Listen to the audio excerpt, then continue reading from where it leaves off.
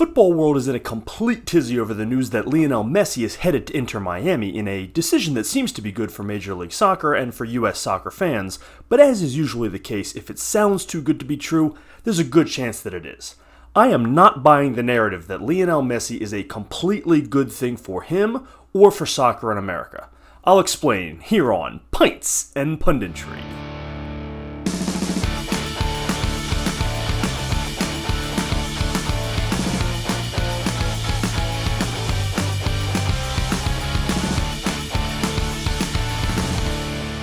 Welcome back to Pints and Punditry here at Total FIFA Career Mode. Before we get started, I want you to hit that subscribe button for me down below. If you don't already follow us, and while you're down there, like the video for me. It really helps get these videos in front of more people, helps the channel grow. Also, be sure to comment below. I know this is going to upset the apple cart for a lot of people, and it's going to be a very polarizing opinion, so go down in that comment section. Tell me everything I got right or wrong, why this is the greatest thing that ever happened to US soccer here in America, or anything else you feel like saying. Just make sure you comment, and of course, don't forget to follow us on Twitter at TotalFIFACM. So the news of Lionel Messi's massive new contract with Inter Miami has generated, obviously, a ton of excitement among soccer fans all over the world and here in the United States. And, while the signing of such a global superstar is undoubtedly has these short-term benefits, I'm not completely sold on the long-term benefits for Major League Soccer, and that's what I want to discuss here today. In fact, I think it could be a detriment long-term for the league. Now, it is undeniable that Lionel Messi's arrival in Miami will generate immense interest. Inter Miami added over 5 million Instagram followers in a matter of days after the signing was announced. Ticket prices went up like 5,000%. That's the Lionel Messi impact, which is why everybody wants to immediately applaud this move and why companies like Apple and Adidas are tripping over themselves to help finance it. So I get all that. But what is the true cost for MLS and for American soccer as a whole? That's what nobody's talking about.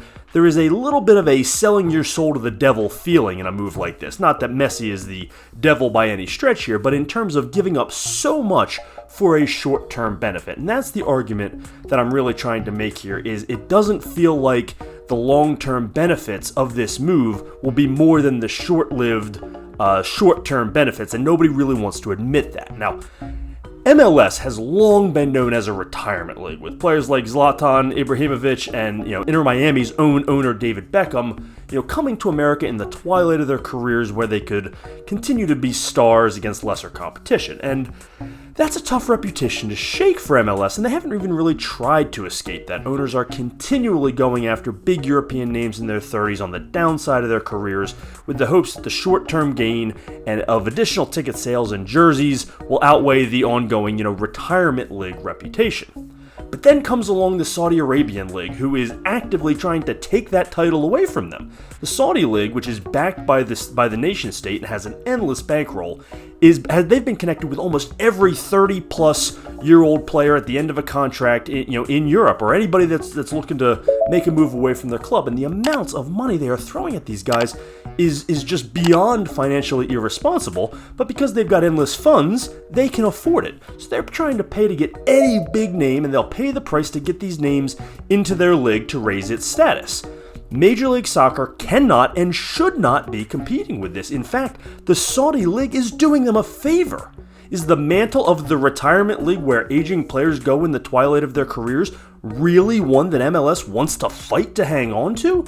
Now, clearly that's not their motivation by pulling out all the stops for Lionel Messi, but it is an unintended consequence that not enough people are talking about.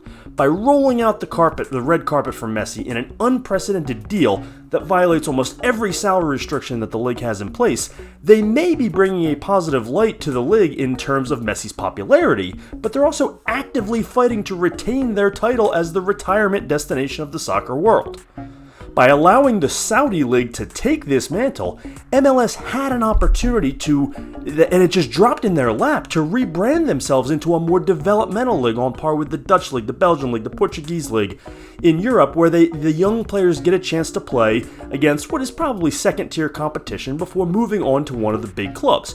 But instead of taking this opportunity that fell into their lap, they made a full-court press to go get Lionel Messi, once again putting short-term gains over long-term planning. Now, I am admittedly downplaying the size of those short-term gains because when it comes to Lionel Messi, the changes are seismic, right? Ticket prices jumped, jerseys sold, social media accounts blew up, and most importantly here, and this is what needs to be talked about, franchise values spiked almost overnight, which is why MLS ownership was willing to break all their own rules in order to allow Inter Miami to make this happen. Think about this. Apple is giving Lionel Messi a cut of MLS subscriptions added due to his signing. Adidas is giving him a cut of jersey sales. That's not something Inter Miami is allowed to offer, which means MLS as a league had to sign off on this, which means the rest of the owners had to agree to it as well. Why would the owner of a club allow a competing club to make a deal for a player that makes them better but breaks every salary restriction the league has in place? Because it benefits them, not their club, not the on-field product. It benefits them, the owner. As we already said, Messi's presence in MLS increases franchise values. That's a given. This is a league that continues to sell new franchises for franchise licenses for these exorbitant amounts of money. San Diego just paid $500 million to get a franchise, or their owner did. There was already an accurate perception of MLS that it prioritizes profit-making and franchise value appreciation over on-field competitiveness thanks to its lack of promotion and relegation in its structure, and moves like this only further to solidify that reputation. For MLS to overcome this on the international stage, they need to be making changes that increase the competitive fairness, not moves that bring a global legend randomly to the worst team in the league because he happens to be friends with the other global legend who owns said team, and because he wants to live in a beautiful part of the country. If club owners in places like Minnesota and Seattle actually cared about fair competition in MLS, they would be screaming from the rooftops about the egregious inequity that a move like this causes. But owners are more concerned with profits, and Messi will increase them. That's the bottom line here, and that's why they signed off on it. For now. Messi will undoubtedly increase the status of MLS on the world stage. Apple will sell a ton of subscriptions to its streaming platform, particularly in Argentina. And then Adidas is going to sell a ton of kits. Inter Miami is going to get to move forward with their new complex, and they'll fill up their temporary home without even having to bat an eyelash. Every club in the league will benefit from increased ticket prices when Messi comes to town. It's a win across the board in the short term. MLS and its owners are looking at the windfall in this short-term window only, which is all you need to know about why they went through with this deal. And maybe that windfall is enough to offset anything that comes next. But there will absolutely be unintended consequences that stem from this move, and they won't all be good. Major League Soccer had an opportunity to hand off the retirement league mantle to the Saudis, and instead of doing so, they doubled down on it, further destroying the facade of actually attempting to put a competitive product out on the pitch. The signing of Messi will only reinforce that lack of seriousness that MLS has on the international stage, further relegating themselves to a well-funded exhibition league that revolves around adding stars. Messi is a superstar, and his presence in MLS is good for everyone in the short term. But he also reinforces everything negative we already knew about MLS, leaving the league and American soccer with a bigger hole out of which they will need to dig. That's my opinion on this. I know I'm going to get some disagreements. I would love to hear them down in the comments from you, so please comment below. Subscribe to the channel if you haven't already. Like this video, even if you don't like what I have to say. And definitely follow us on Twitter at TotalFIFACM. Thanks as always for joining us in the discussion here on Pints and Punditry. This is Total FIFA Career Mode.